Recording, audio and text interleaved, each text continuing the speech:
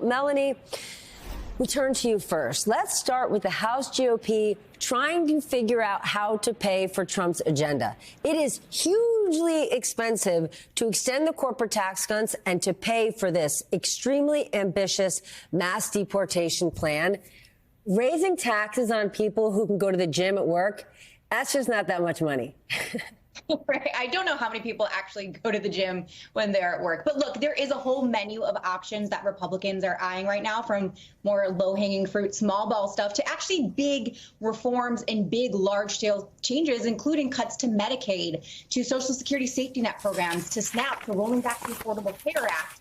And that is because what Trump wants to do here, when this agenda is very pricey. I mean, the things he's talking about, no tax on tips. They want to either raise or eliminate the state and local tax deduction, which has a cap right now of $10,000. They want to continue these tax cuts that are set to expire at the end of this year. They're going to need to pay for all of that. And that is because they have these hardline Republicans, these deficit hawks, who are insisting on spending cuts in exchange for their votes. So that's what really Speaker Mike Johnson and GOP leader John Thune are really balancing here, is those deficit hawks who care about the ballooning national debt, and then they're more moderate members who are worried about the political attack ads. I had one moderate Republican say to me today that the Democratic attacks really write themselves if they're going to cut Medicaid in exchange for giving potentially wealthy people tax cuts. So that's what they're wrestling right now with all these spending cuts. It's going to certainly dominate the debate, though, over these next few weeks, as they're really trying to get down to brass tacks and figure out, yes, we all want to cut spending, something everyone can agree on, but it gets a lot more difficult when those spending cuts impact your district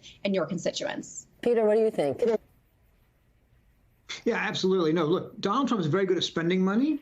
He has never been very good at cutting spending, right? He said before he became president in 2016 that with 8 years in office, he would be able to eliminate the entire national debt, not the federal deficit that we rang up every year, but the entire national debt that has accumulated over the entire course of the country, over the history of the country. Obviously, he not only did not get anywhere near that in his first 4 years, he added trillions of dollars more to the debt during his time there. And ever since he has come back to office and in the campaign leading up to it, all he has done is promise more, promise more, promise more. We'll get rid of taxes on tips. We'll get rid of taxes on overtime. We'll get rid of taxes on Social Security. And he's ruled out touching Social Security and Medicare and the defense spending. By the way, he's just added another commitment on defense spending. This week, he has said he wants NATO allies to spend 5% of their economy's GDP on defense spending. Well, the United States, a member of NATO, only spends 3.5% of its GDP on the military. So if you're going to add that 1.5%, that's another $560 billion a year right there. So he's very good at adding up the numbers. It's just not good at finding the offsets. Carol, the American voter, we care about the economy, we care about safety, we care about education, we care about immigration, we care about health care. Yet we're in day 4 and Donald Trump is ordering the assassination files to be declassified for JFK, RFK, and Martin Luther King Jr. With the exception of conspiracy theorists, who in the world is calling for this? Yeah, this is catnip, if you will, to a large group of supporters of Donald Trump's, especially people who think basically the government is in on big scams, may have played a role in these assassination attempts, or that there are secrets the government tried to conceal about the assassinations of these 3 very prominent individuals. You may remember the theories that the government helped kill JFK, or that they hid that the mafia tried to kill him, or that they hid that Cuba tried to kill him. All of these, again, are just so salivatingly salacious and exciting for people who believe the government is lying and concealing information from the public. It's bananas, especially if you think about what Donald Trump once said about Ted Cruz's father. Peter, you wrote a piece this week headlined "The Return of the King."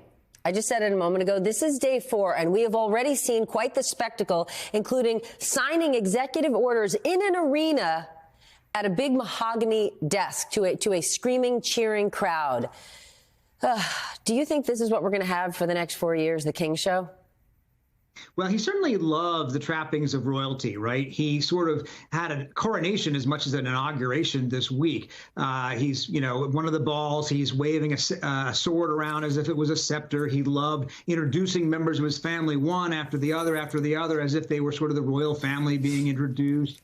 And again, this is not a comparison that he disavows. Quite the opposite. The return of the king phrase comes from his own circle, from his friend Elon Musk, who tweeted that out, or whatever the right word is these days, on the day of the inauguration. And others, of course, have also adopted this phraseology, the idea that he's a king. And that's the way he is approaching the job in some ways, right? He believes in pushing the boundaries of executive power. We talked about a number of things already, but let's just take another example. TikTok, right? A lot of people focus on TikTok.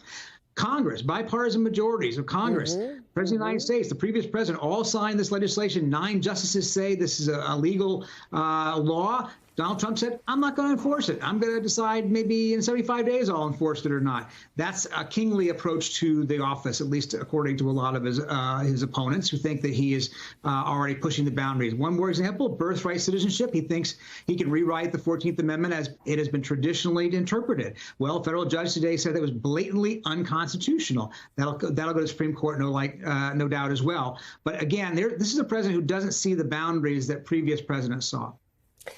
Carol, this one confounds me. Okay, the administration is now pushing, I'm going to say it slowly so the audience really hears it. They're pushing federal government employees that have jobs to do to now snitch on any colleagues that they suspect are doing any kind of work surrounding diversity, equity, and inclusion. I'm not even going to ask, have we ever seen anything like this? But what in the world is going on, right? Even if I wasn't a DEI enthusiast, this is just stupid.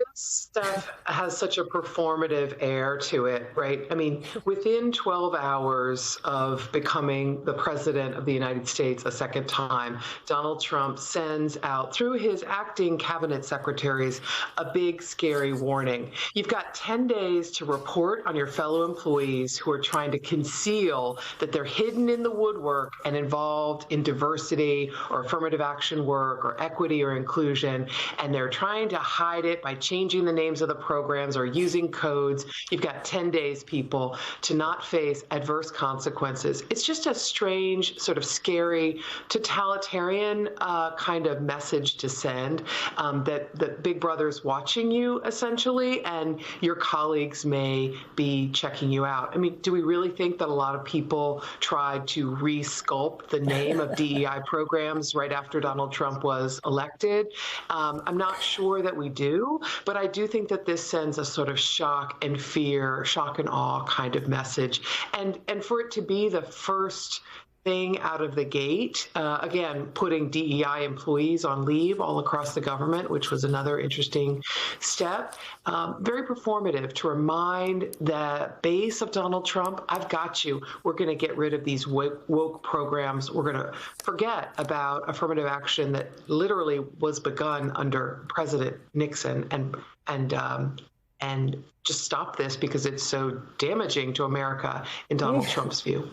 It's just like performative for who or what? Putting these employees on leave, you still have to pay them out. Great. Now they're sitting home for what? What was being done that was so damn damaging for the American people? It's amazing that on day 3 and 4, after 4 years of what they said were an absolute disaster for the American people under Joe Biden, this is what they make as their week 1 priority. I want to talk about a different priority, though, because Republican Congressman Andy Ogles, I think that's how you say his name, I never even heard of him until today. This guy's introducing legislation, I guess we should have expected this, that would amend the Constitution to let Donald Trump seek a 3rd term in office. Is this actually being taken seriously on the Hill, or is this just this Ogles guy way of getting in good favor with the president?